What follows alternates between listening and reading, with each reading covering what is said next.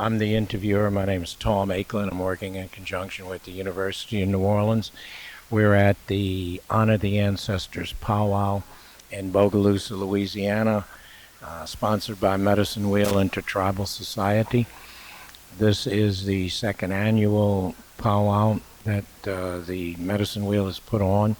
The date is April the 7th, 2001, and we're talking to some of the vendors that are set up here at the powwow about their first American heritage. We've come to the first one is the flute keeper. So will you identify yourself and tell me a little bit about your background and what your philosophy is of being the keeper of the flute? Well, my name is Kyee, and in Kiowa that means the flute keeper. That name was given to me a few years back, and it was a great honor. It was given to me by Gus Palmer, which a lot of people will recognize that name as one of the greatest men in the Kiowa tribes and in the Indian world. He's keeping all the old traditions, is still alive and fighting for it. And my background is a little different. I come from an architecture school, got my master's and a PhD, and I worked. I got my master's in mathematics, and I have a PhD in law. Never practiced law. I never passed the bar or anything, but as an architect, yes, I'm registered architect in few states. I don't even remember how many because some of those come just for free, and I never actually practiced there, but I had the registration. I worked for 10 years building hotels, traveling all over the world doing this. I picked up a few accents from here and there, and I forget my own accent. And so every time I come over here, everybody thinks, see myself in the paper. Some people say native from South America, native from Spain, native from this, but we know what we are. But I took this flute making and flute playing seriously enough to quit my job and to do it as a full time 10 years ago. A lot of people I still have the question. So what do you do for a living? I play flute. But what did you do for a living? I play flute. But what do you do for a living? Really? I play flute, you know. And it's been interesting. I went from a commercial flute playing to finally get to the point that I was making enough to continue with the traditional flute playing. And now I'm trying to bring up the traditional flute music, which is the old Dr. Tom Ware, Carlos Nakai, that situation. Continue within that line. There is not that many of us is still there, you know. Everything has been so modernized, which is nothing wrong with it.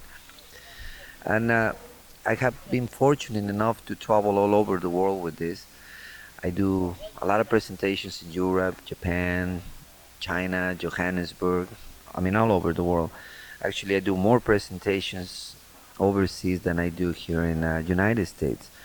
I spend about 2 months out of the year here in the United States, kind of coming back home. And I have taken now to go to different gatherings in here. You know, before I was doing galleries, museums, things like that, and I started getting invited to the powwows. The flute is getting a little recognition in powwows. Just a few weeks ago was great. I was actually asked, it was a great honor to actually open the powwow with flute music, which I thought was, I mean, I don't have to tell you how much of an honor that is.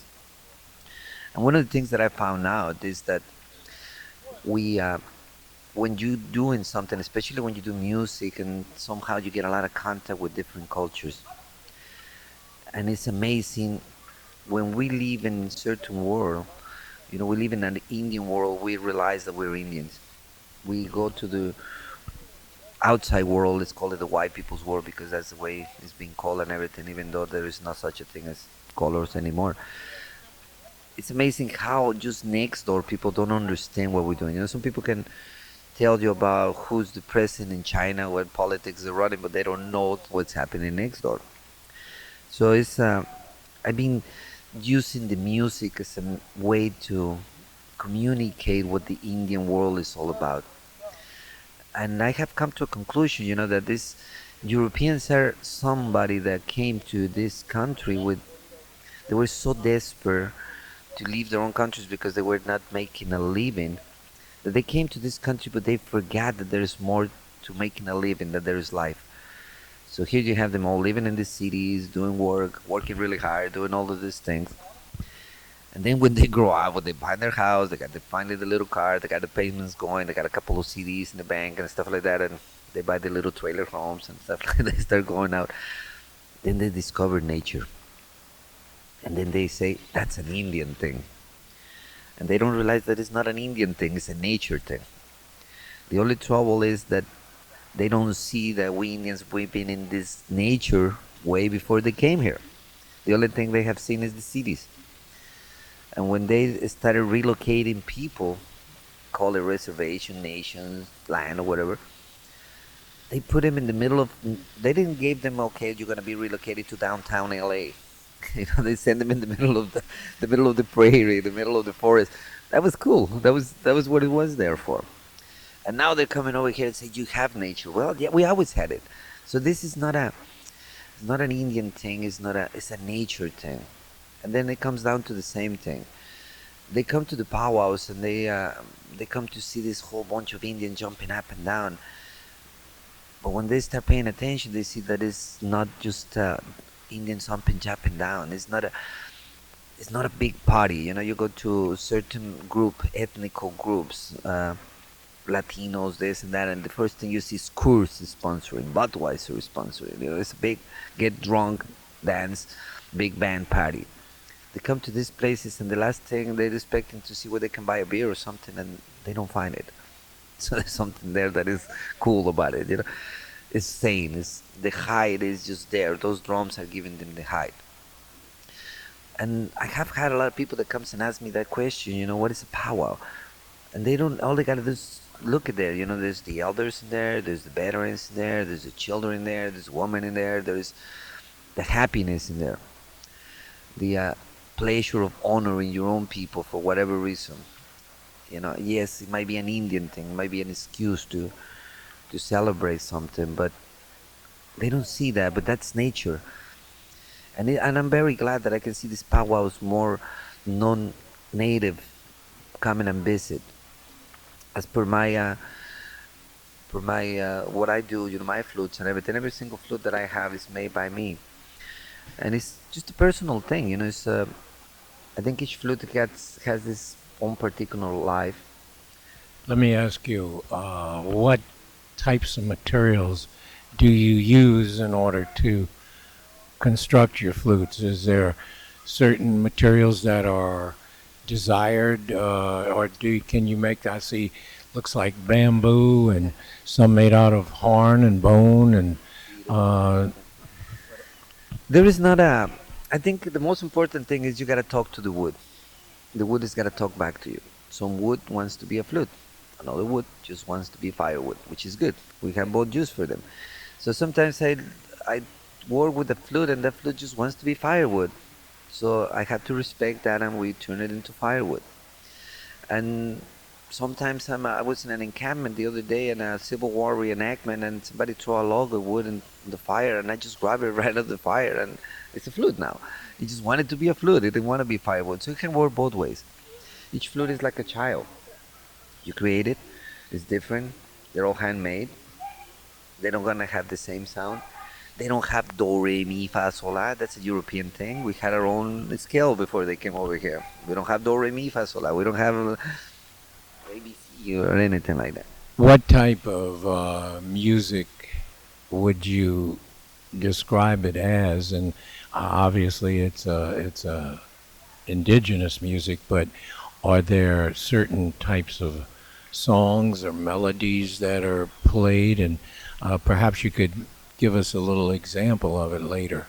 Well, one of the things, the flute was created, most of the legends, they will take you, and actually not just Native American, North Native American, but all the Americans. I have traveled out South America and everything, and everybody comes out with the same conclusion. A guy was in love. The woman would not pay attention to him. So he was trying to figure out a way to get this woman to look at him. That's just the same romance that has been all the time. We have to find something so we can make the woman fall in love with us. So we go to the old ancient Indian legends. There was a guy sitting in the forest thinking pretty much how he was going to make this woman at least look at him. So all of a sudden he turned around and he was hearing this tree talk. He was singing, and the tree just fell open, and right in the middle was a flute. So the flute is actually being used as a romance thing, and it's been used by men to make women fall in love with him. And most of the tribes, I wouldn't say all of them because there are 540 some tribes in the States, and but as far as I'm concerned, we can say, put it in a percentage, in about 80% of the tribes, women are not allowed to play the flute. That's a man thing.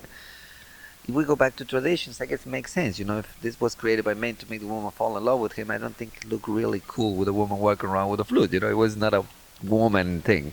There's certain things that, fortunately, there's still Adam and Eve, no, not Adam and Steve. The concept in there. So the flute has been a romantic melody. So the songs are created with that intention, and it is a soul thing. The flute is used, again, we're going to go back to the Indian thing, that's per se nature. Most of the sounds that we try to get out of the flute, they're imitating nature. So when I talk to children, I tell them, this is a tree that talks. Children nowadays, they don't realize that trees can talk. Birds can talk. We all talk. Well, if you pay close attention, you will hear these trees talking. They're moving their branches, they're making sounds. But that's a way of talking, communicating. If we take those sounds and we put them into something we can transport with us whenever we're doing something, we bring in nature to our souls. When we breathe it into the flute, it's our own feelings when they're going in there. If you are in a very bad mood, you're just breathing different, the flute will not talk to you. It will relax you. Is there a certain type of flute playing that's particular to different tribes, such as you're a Kiowa, right? Yes. There, you can tell, Lakotas are very gay, very happy. I can tell that. Kiowa's a little more serene, you look at Dr. Tdom, where myself, we are more, well, there's some new modern people that they're using jazz and using synthesizers and everything, which I think is fine. But if we go back to the traditional, just pure flute playing, it's very sad up to a certain point. I guess love is sad. You have a woman that's not paying attention to you. It can get any more sad than that. It can get any worse than that. You just look at her and that's it. This is the typical man meets a woman, woman meets a man, and that's it. So those feelings are love feelings, and there is nothing stronger than love. I was in Japan, and they have a very interesting way to describe love. They call it "ai no corrida." In Japanese, that means the man sitting in front of the bull, like a corrida from Spain. That's the feeling you get. You're standing right in front of this big bull that is going to charge at you, and you cannot show fear because otherwise it's going to really charge you. Well, transport that to any feelings of any human being in front of this woman that is so fragile, so sweet, so incredible, and she's not even paying attention to you. That's desperate. So how are you going to reflect those feelings? They transmit. Now, if she's paying attention to you, they transmit. They become alive. So that's basically what the flute is. It just depends on the mood you're going to be, and basically the flute is used for romance. There is not a war music. There is not anything that is like that. The drum is aggressive. I look at it this way. This is my way of thinking. We have 4 directions. Everybody knows that. But directions are point from place of displacement. You go from one point to the other one. But when we're talking about getting there, you need to either go up or go down, and you have to be in a stage level. You have to be calm, otherwise you'll never get there. See, the direction is already there, but you have to get there. And if you're hurting, it's like walking. If you're hurting, one of your feet is just not working, and you're not gonna get there. So what happens is you have this up and down, and there's no other point but in the middle. You have to walk very serene. So what happens is, if you feel down, listen to drums. They will lift you up. That's what they're for. You dance, you do this. You hear the drum and it's really hype. But if you're too hype, especially nowadays that everything is running, what is that, hurry up and wait? You need the flute. It will bring you down. Now you're going to be in that level. I am very taken by the flute playing of the Incas in Bolivia and Colombia and down in Chile. But I don't really understand the variances of the music, the nuances that are developed in the music, and I find it a very soothing, but at the same time plaintive and rather sad. Is that something that is indicative of the American Indian because of the quality of their existence, or would you say that it represents the soul of the man or the people themselves, the like the Kiowa or the Comanche or the Inca, and it's so I don't know how to express it. It's not structured like European music is.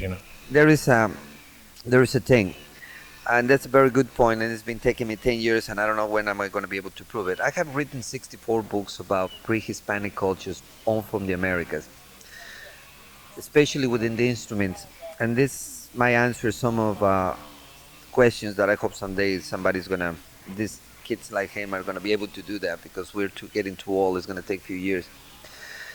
I found a flute one time in Central America, which is called ocarina. It's made out of clay. That flute is 12,000 years old. The same concept of ocarina was found in Asia 6,000 years later, which means that we have an instrument in the Americans that is actually 6 days older than the oldest instrument that they have found all over the world. Now, we found a flute that is called the quena, which is the South American, is still being used, which is just a hollow tube. And that one in there is about 12,000. It's about around the same time. However, we don't find flutes again in the history of flutes until about 6,000 years later. This creates a very interesting concept. We have pyramids in South America that they're actually older than the pyramids of Egypt. We have certain traces of culture that is actually older than Asia. Doesn't that kind of gives you the idea that maybe culture started in America and went to Asia and then came back, which is very typical. Things tend to travel. In 6,000 years, there's a lot of travel, and even if you swim, you don't need a internet like nowadays. The world has been changed in 6,000 years. There were certain islands that you can go from an island to an island and everything. Well, if we look at the reason we have been made to believe history-wise that we started from the north, that we came to Alaska, that we came to Asia, that was a religious concept 100%. See, after the flood, nothing existed, and the world was flat. So all of these priests discovered a new world, new people, new music, new animals, new things. How are you going to explain that one? God was not aware. God never told him about this part, This was one of the major hang-ups that the Europeans had when they discovered people living in what they call the New World. They were not mentioned in the Bible, so therefore they could not be considered as humans. And they used Christianity as one of the tools for destroying the indigenous peoples in the name of God. Yeah, but you see, that's exactly what I'm talking about. When they discovered that there was a very small piece of land that connected with Asia, that was perfect to say, hey, this is how you guys came about. However, if we look at it in reality nowadays, we can see that the strongest cultural outputs and the strongest cultural gathering of the Americas is from the south, not from the north. So it's my belief that we started from the south and made it all the way to the north part. That could be, because people went to Australia and there was no land bridge there. Let me ask this young man here. What do you think of the flute? What is your name? Gage. Gage, how old are you? 10. 10. Are you part Indian? Some Cherokee. Some Cherokee. What do you think of the flute and the lifestyle and heritage of the Native American people? I think it's kind of like their personality, how they play. Like if they play sad, they must kind of be sad or something. I see. Do you play the flute? No, sir. Would you like to learn? Yes, sir. Yeah, well, that's. I see you have some sticks in your hand. What are those? I don't know. Musical instruments. Musical instruments, right. By knocking them together, you Yes, can sir. make a sound, right? Yes, sir. And have you ever tried to play the flute? Yes, sir. Good. Well, so you think this might be something that you would like to do to keep your Cherokee heritage going in the future? Yes, sir. Well, that's good. What do you like particularly about the flute keeper? This man here. He's funny. He's funny. Yeah. And would you like to hear him play a little bit? Just Yes, sir. Okay. Let me get back with him then. Well, you see, that's the interesting thing about it is there is no age for this. But anyway, going back to what I was telling you, so that's how the lifestyle, the uh, the Europeans destroyed everything. They destroyed the language, they destroyed the cultures, everything. But they forgot one thing: you cannot destroy the soul and the music. This is really interesting. They have destroyed everything, but the music was still kept. If you see blacks, they tried to destroy the blacks, but they were playing this jazz in secret. Let's call it jazz because that's the way we know it, reggae or whatever you want to call it nowadays. But the same thing happened. You can destroy everything, but they forget they cannot destroy the soul of the people, and the people were still going up and picking up a piece of wood and making a flute and picking up something and beating a drum. That is something that we still have that is 100% pure. Everything else, the language, the dress, and everything is being combined, but the music has not been able to. Well, I'm glad, that it's still there. So that is how you see this reflection. And the flute, I've been in South America, I've been doing some research, I have some books that I have written about it. It's the same thing. There was this guy that was in love with a woman, he was sitting in the middle of Machu Picchu, and all of a sudden he heard this river cane talk. And guess what? Became a flute. You go to Mexico, there was this guy that was very much in love with this princess, but she became to the Tecal, which she was the lady from the gods, and blah, blah, blah, blah, and the whole thing. And guess what? He made a flute so he could make her fall in love. So one of the the beautiful thing about the flute is a love thing. Is romance. And romance has always been there. So the man needed some kind of communication. Think about it. You don't want to serenade your girlfriend with a drum. No. You don't go there with your drum under the. You don't. I mean, look at this thing. You see this Hispanic mariachis going over there with the flute and they're playing it. So it is sad and it's alive. And that's what gives it the jazz. Now the other thing is that in South America, women are allowed to play the flute. And that's the reason why we see all of this happy music. It brings all the happiness in it. Now we see it right now, not really 100% Indian, but some Hispanic mixture and everything. Some women such as Alice Gomez and women like that they're actually bringing the flute into the scene. And that's nice. It's changing it. So I do believe that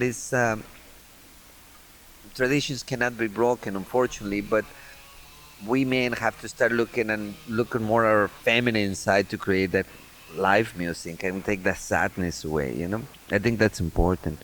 Can you give us an example of your artistry and skill? And before you do that, describe the flute that you're playing. This is like I told you, each flute is very particular. This one in here has been my favorite. It's been with me for a few years, and people don't realize that things are alive.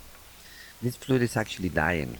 It is dying. There is something about it. Whatever I do, it's cracking so bad, and it's just whatever I do, however I want to fix it, whatever I want to do, and I think I'm pretty good at fixing my flutes and everything. This one is just dying.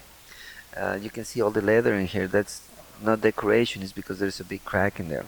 There's another crack in here. You can tell in here that it's cracking right here. And I can fix it, I can oil it, I can glue it, and it just keeps coming up. Now, what type of wood is that?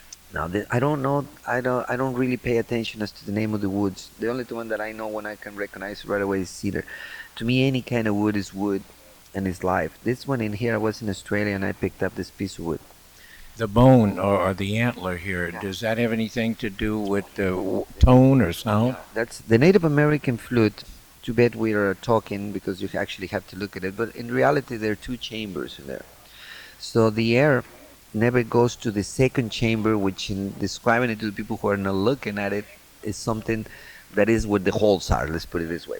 So we have a empty pocket where we blow, and we have a pocket where the holes are.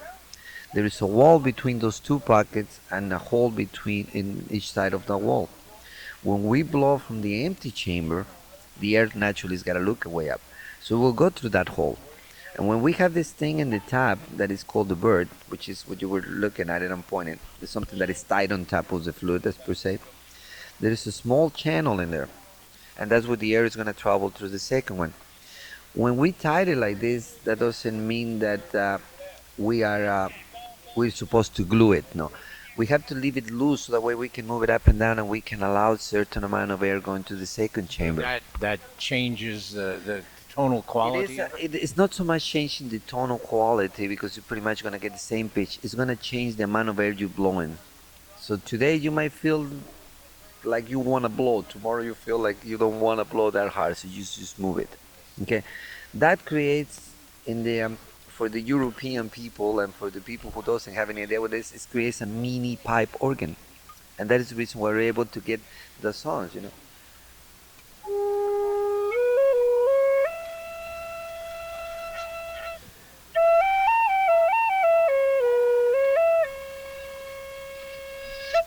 Now, I noticed that you were putting the microphone in the bottom to see if you can get this. Well, I didn't know if it would come out here. The holes. Not from the bottom. The bottom is just a way for the air to go out. Get out. Yeah. The music is going to come out from the holes. Each hole will be a different key. Now, there is no do, re, mi, fa, sol, la. Now, this one is a 6 hole because that's a European look, but the original flute, when we started making flutes, so our ancestors started making the flute, there were only 5 holes. Okay?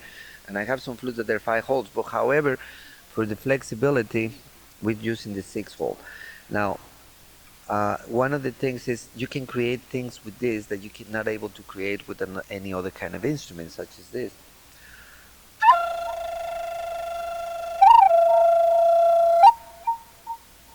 You heard that, no? Like an echo. It is an echo. You see that? Do that again.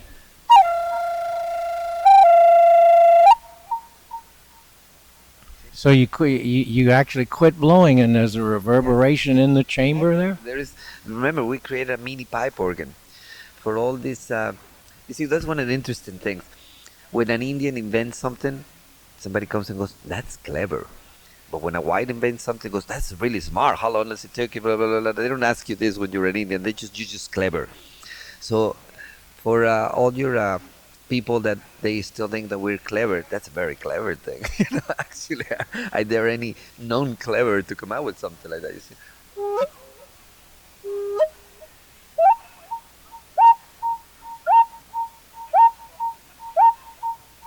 See, and we're creating the sounds of nature. We bring them into the flute.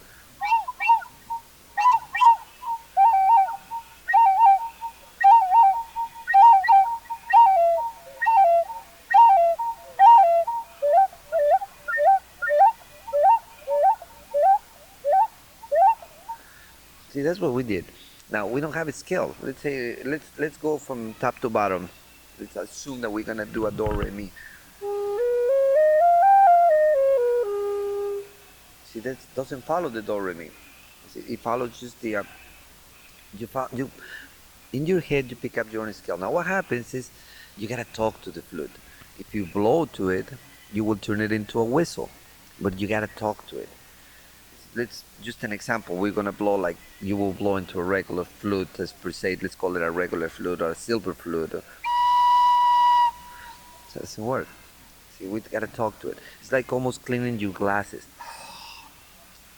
It's your spirit, basically.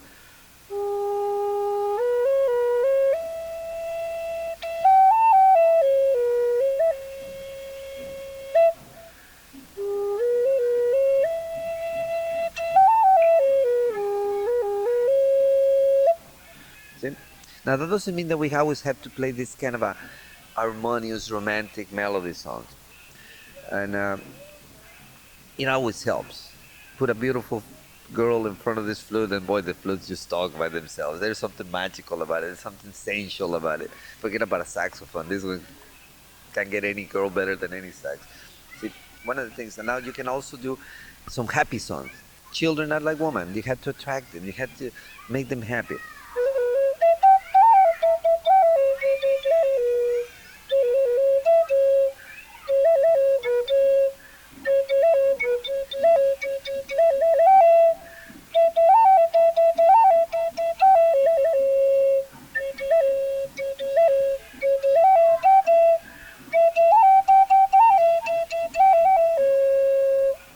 So you see, there is, now you can do some other things.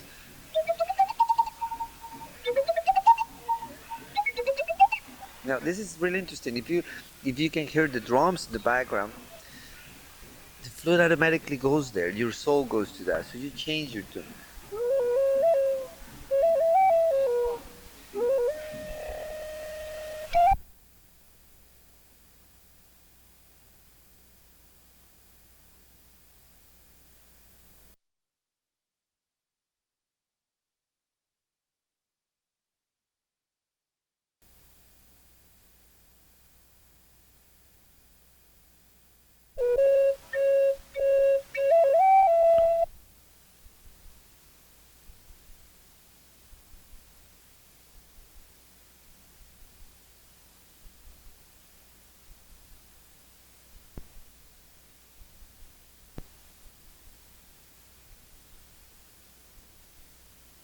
Go and see all the animals and everything.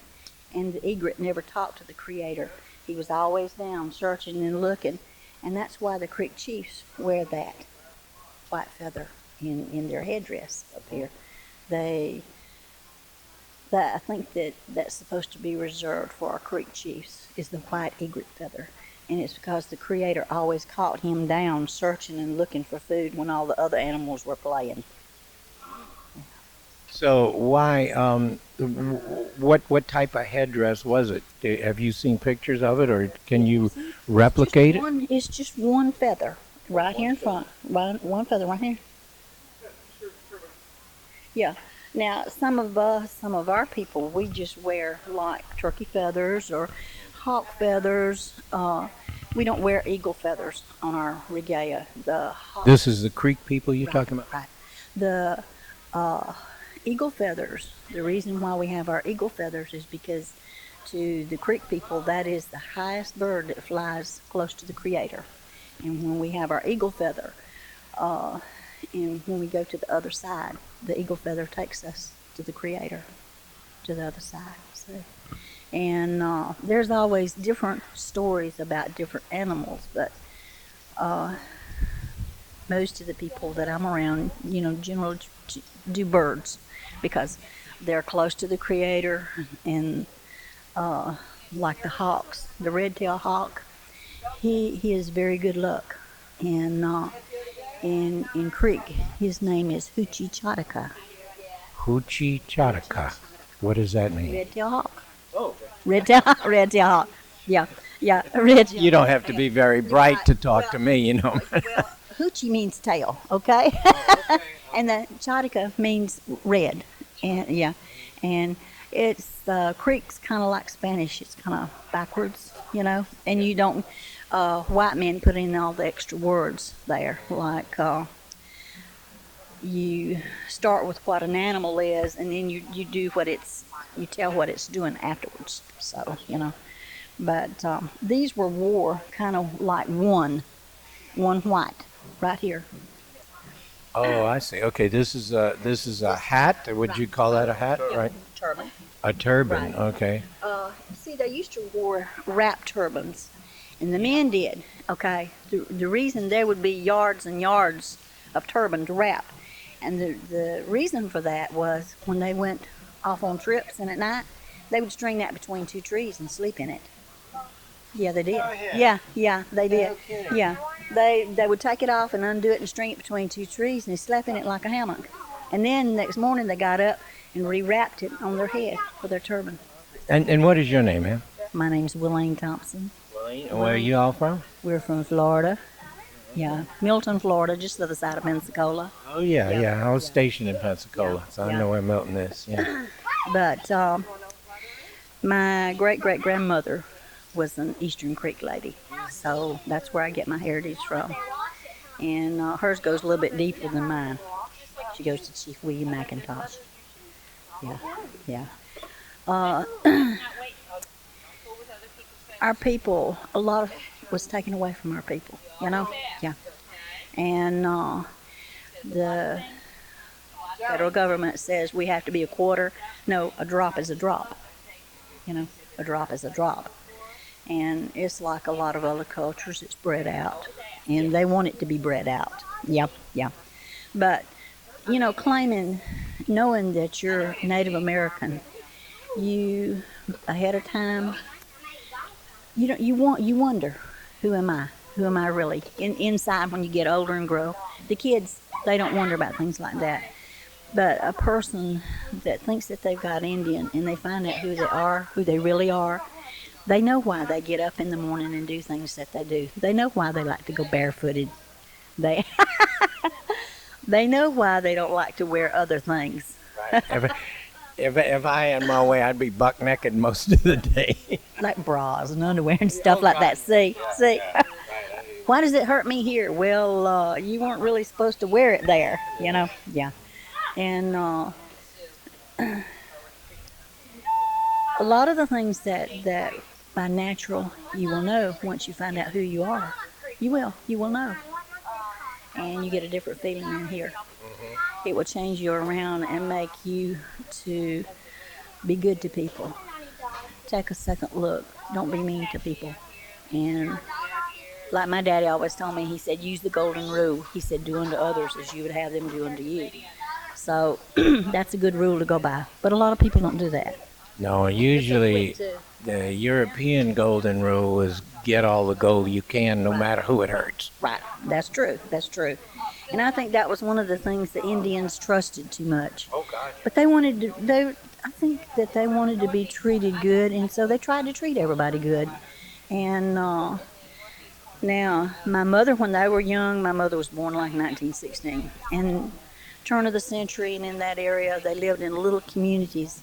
And when somebody would come, they would really watch that person.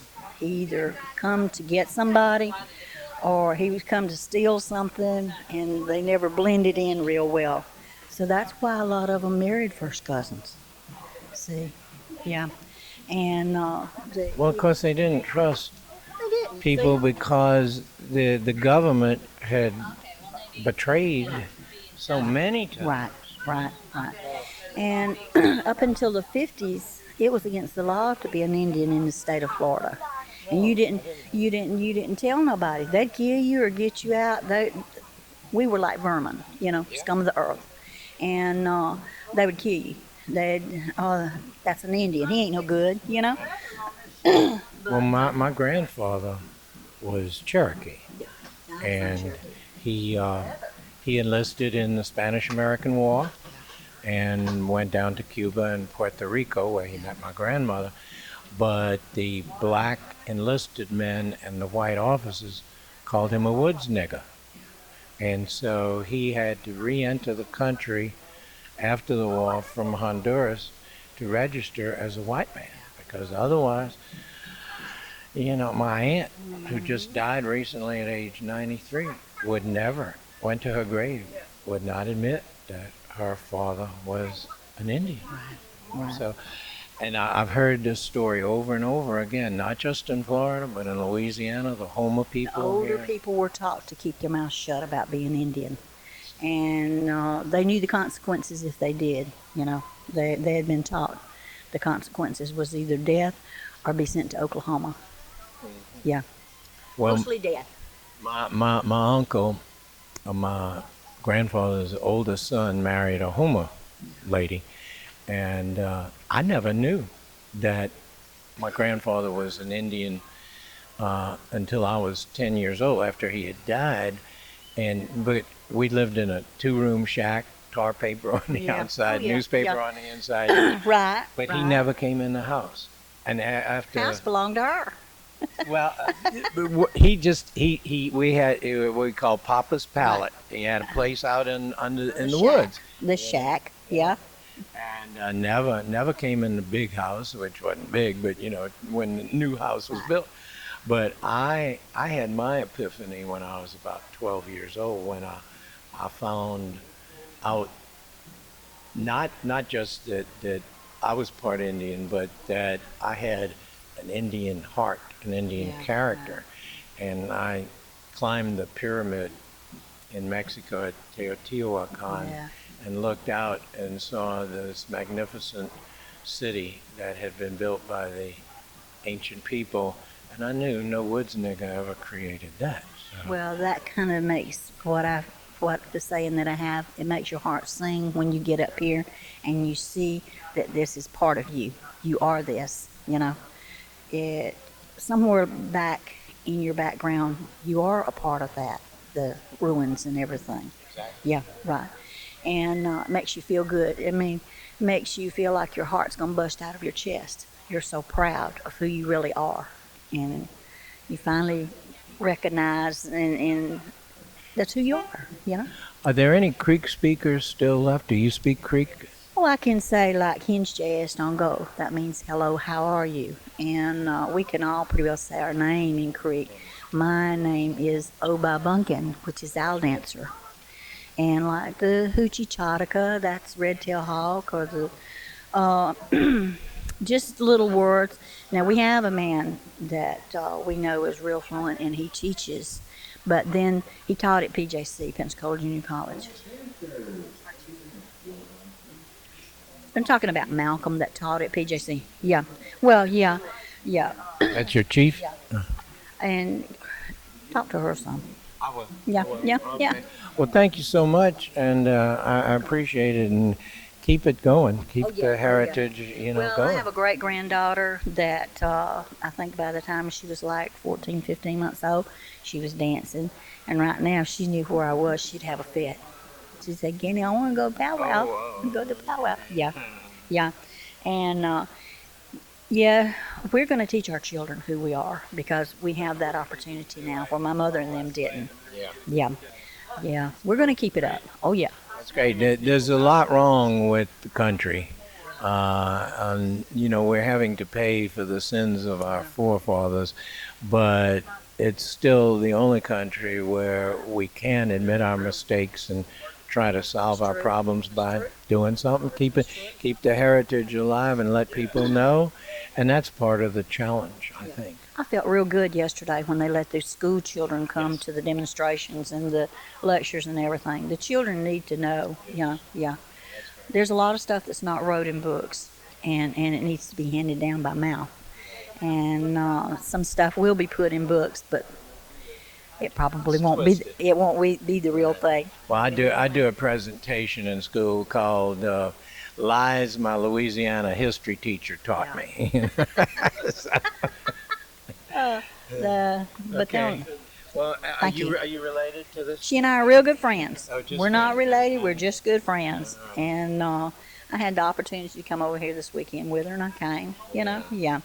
We just we belong to the same tribe, and we've done the tribe thing together. And she does the powwow. She likes to come to all the powwows, but this is the first time I've come over here with her in powwow. Not my first time in Louisiana, though. Yeah. Well, we're glad to have you. Glad to be here and enjoy myself. Tell all the people in Florida that we're all one. Yeah, we are. We're all one people. Yes, we are.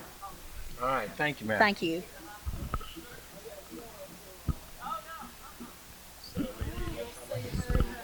Okay, this is Tom Akeland, the interviewer for the University of New Orleans. We're at the Honor the Ancestors powwow in Bogalusa in Cassidy Park on April the 7th, year 2001. I'm going to be talking to a member of the Creek tribe from the Panhandle in Georgia. Florida. I'm glad. May I have your name, sir? My name is Chuck Heath. I'm from Milton, Florida. And I'm Creek Indian. I'm a member of the Muskogee tribe of Florida, formerly the Bruce tribe of Florida, but they're working on within the next 6 months to be federally recognized, and they changed their name From Bruce? from the Florida tribes of Bruce, yes, to the Muskogee Nation of Florida. I see. Well, let me clarify something here. Muskogean was a language group that the Creeks and the Choctaw and various southeastern tribes spoke. Was there actually a Muskogee tribe? The Muskogee, hold on, I have to get Wilene. Come here, straighten me out. Muskogee, Muskogee, that's Creek. right. What? But It's Creek. Muskogee is Creek. Muskogee is Creek. Right. Okay, but Muskogee, the Muskogean language was shared by the, other than the Cherokee, the 5 civilized tribes. But it was, They all had their little bitty different variations of it, because now Cherokee is very hard. So it's more harder than the Creek it is. it's an Iroquoian. Right, right. But Muskogee, that was your 5 civilized tribes, Muskogee Creek. In this general area from the edge from Georgia, like northern Alabama, and in northwest Florida in that area. See, Atmore, you know what I'm talking about? Atmore, Alabama, Fort, in that area. They were considered as Muskogee people. Yeah, which was, some of it was Cherokee, Creek, and there was some Choctaws in that area. Yeah, and that was a lot of where your 5 civilized tribes come from. That general area right in there. Yeah, and they were called the Muskogean people. Yeah. Well, you all are on the powwow circuit. Are you retired or? I work for an insulation company out of Mobile, Alabama, and we go to a half a dozen or so powwows around this. I met Miss Francis here at Moab powwow in last fall in Mount Calvary, Alabama, which is right on the Washington County Mobile line. Choctaw Indians up there have a powwow. And I met her over there last year, and she invited us over here this spring. So we came over here to see how y'all were over here. We're having a good time. A lot of people over here are really into Native American. What significance do you attribute to the powwow experience? I mean, what do you get out of it? The working with the dancers and whatever. My daughter dances. At one time, me and my wife had a dance team, but not at this time. We ain't got one. And the dancing and the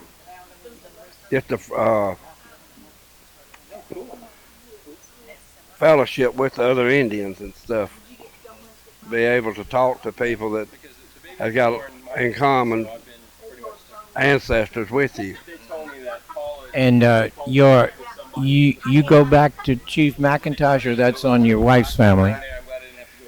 McIntosh was North Alabama, Central Alabama. Mine back to Burnt Corn, Atmore, Alabama, up to Monroeville County, then came into Escambia County, Alabama. But William McIntosh, my wife was checking into ancestry and stuff. She started naming some places off up in Alabama. I said, darling, you're going to find out your people took my people took your people land. William McIntosh, after he was killed, 1836, some of my people came in from Georgia, out of Newton County, Georgia, and got government grand lands from the U.S. government that was Cherokee land, Creek land. In 1836, my grandfather Cicero Heath came in, and this is all on the white side of me. My other grandfather was no kin to these two. Tinsley Heath came into Alabama and got a government grant land up in Chambers County, Alabama. That's where all my father's people came from after that.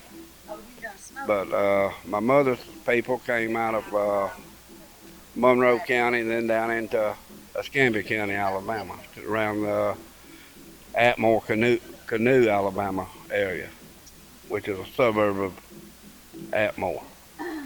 And what your heritage goes back to who? Your father, your grandfather? Back from my mother to my grandmother to my great grandmother, on back to Parker, which goes back to William Weatherford. That was this is a creek, right? Creek. William Weatherford was Creek. He is the one that instigated Oh, the massacre. the massacre at Fort Mims. Was instigated by him in retaliation of the massacre at Burnt Corn. Isn't it strange that when the Indians win one, it's called a massacre. When the federal government wins one, it's called a heroic battle, you know.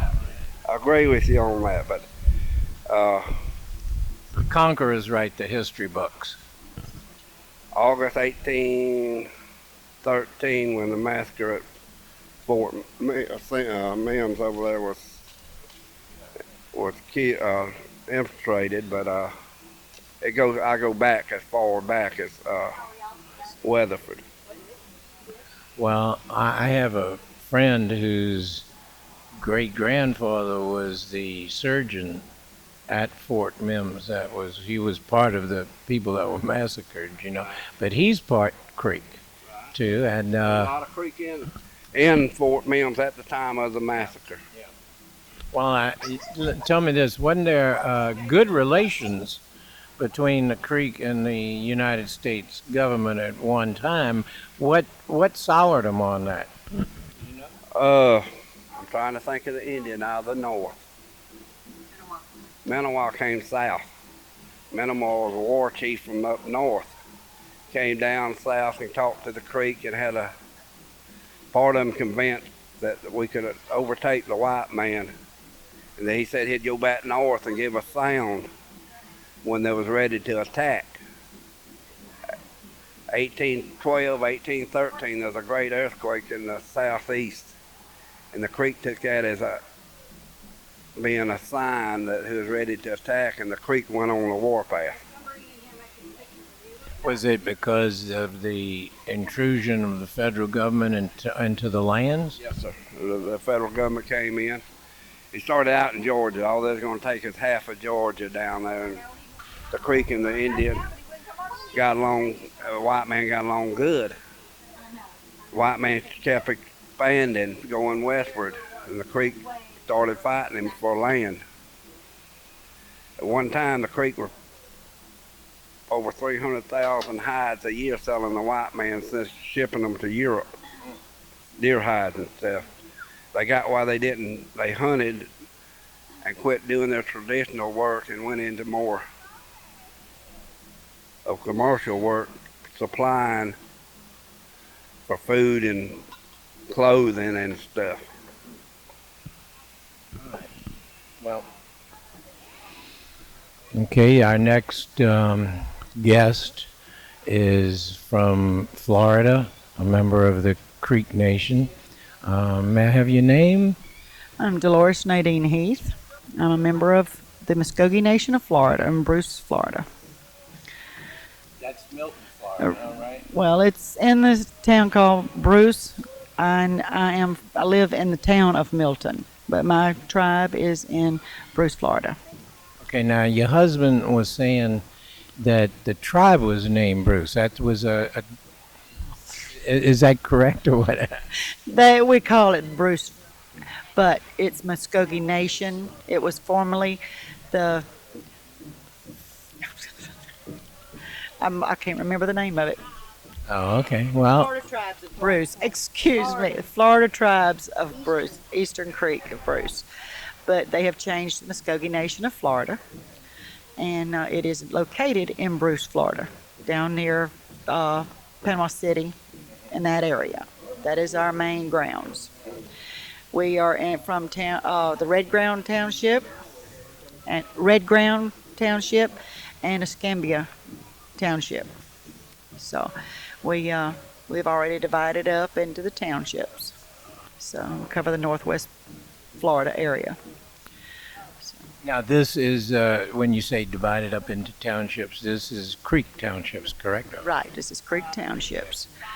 It's Are they affiliated within the nation, then, within the Florida Creek Nation that y'all just recently formed? Is this something new? Oh, okay. Explain that, please.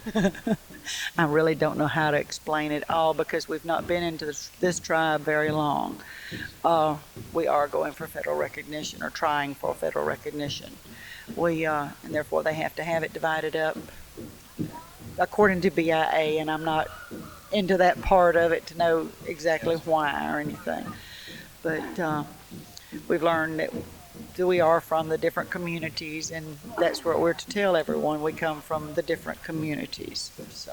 And your father was Creek, and your mother too, or explain your... My father, I've just found out recently, was Creek. His mother and father, his mother was Cherokee, and his father was Creek. Then my mother is the one that came from William McIntosh, from his daughter Kate, of the first wife, Eliza Grierson. And 2 generations down, two second cousins married. So I doubled back up again. This has been very interesting. I love genealogy.